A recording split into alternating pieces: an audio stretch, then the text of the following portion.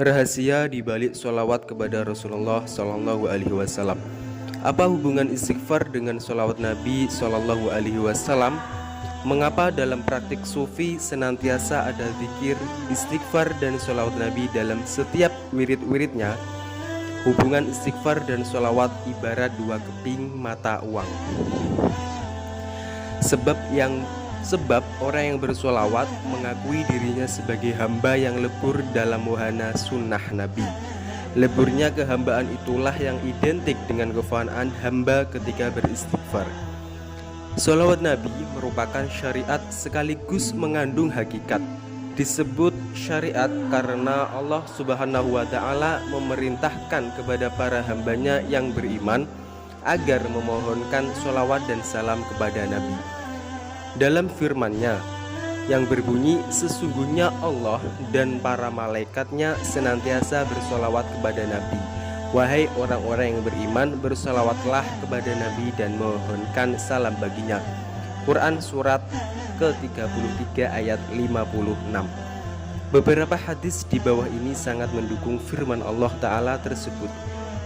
Suatu hari Rasulullah Shallallahu Alaihi Wasallam datang dengan wajah tampak berseri-seri dan bersabda, malaikat Jibril datang kepadaku sambil berkata, sangat menyenangkan untuk engkau ketahui wahai Muhammad, bahwa untuk satu sholawat dari seseorang umatmu akan kuimbangi dengan 10 doa baginya, dan 10 salam bagiku akan kubalas dengan 10 salam baginya.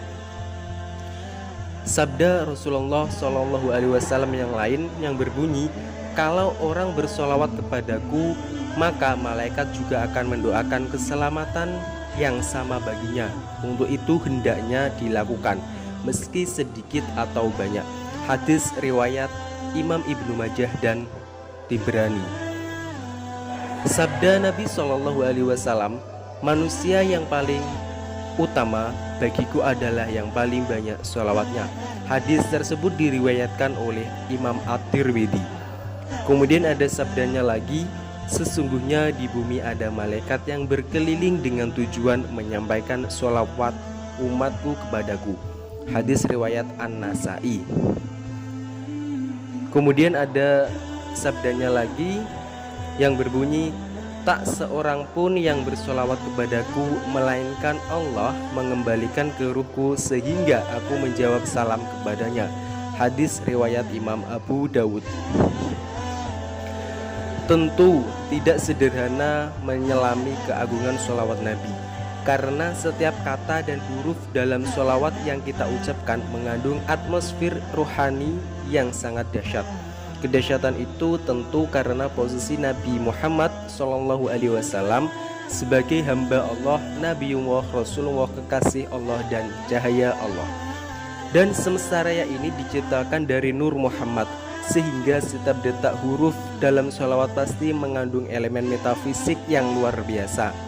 Mengapa kita mesti membaca sholawat dan salam kepada Nabi, sedangkan Nabi adalah manusia paripurna, sudah diampuni dosa-dosanya yang terdahulu maupun yang akan datang? Beberapa alasan berikut ini sangat mendukung perintah Allah Subhanahu wa Ta'ala. Nabi Muhammad SAW adalah manusia paripurna.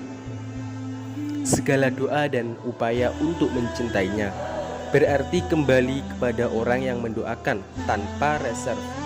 Ibarat gelas yang sudah penuh air, jika kita tuangkan air pada gelas tersebut pasti tumpah. Tumbahan itulah kembali pada diri kita, tumbahan rahmat dan anugerahnya melalui gelas piala kekasihnya Muhammad Sallallahu Alaihi Wasallam. Sholawat Nabi mengandung syafaat dunia dan akhirat, semata karena filosofi kecintaan ilahi kepada kekasihnya itu meruntuhkan amarahnya, sebagai dalam hadis qudsi yang berbunyi, sesungguhnya rahmatku mengalahkan amarahku. Siksaan Allah tidak akan turun pada ahli sholawat Nabi karena kandungan kebajikannya yang begitu par excellence. Sholawat Nabi menjadi tawasul bagi perjalanan rohani untuk Islam.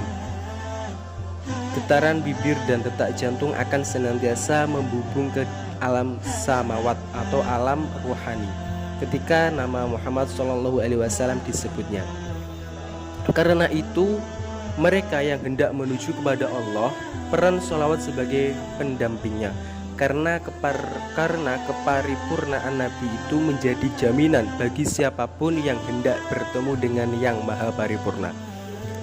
Nabi Muhammad sebagai nama dan predikat bukan sekadar lambang dari sifat-sifat terpuji, tetapi mengandung fakta tersembunyi yang universal yang ada dalam jiwa Muhammad SAW. Dan dialah sentral satelit rohani yang menghubungkan hamba-hamba Allah dengan Allah. Karena sebuah penghargaan cinta yang agung tidak akan melihat nilai cinta yang hakiki manakala estetika di balik cinta itu hilang begitu saja.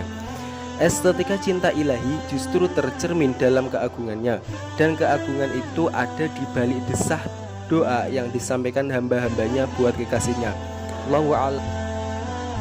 Para sufi memberikan pengajaran sistematis kepada umat melalui sholawat Nabi itu sendiri.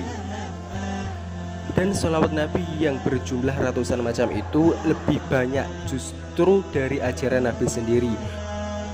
Dan sholawat yang diwiridkan para pengikut tarekat juga memiliki sanad yang sampai kepada Nabi Muhammad SAW. Oleh sebab itu, sholawat adalah cermin Nabi Muhammad SAW yang memantul melalui jutaan bahkan miliaran hamba-hamba Allah, bahkan biliunan para malaikatnya. Wallahu a'lam bishawab.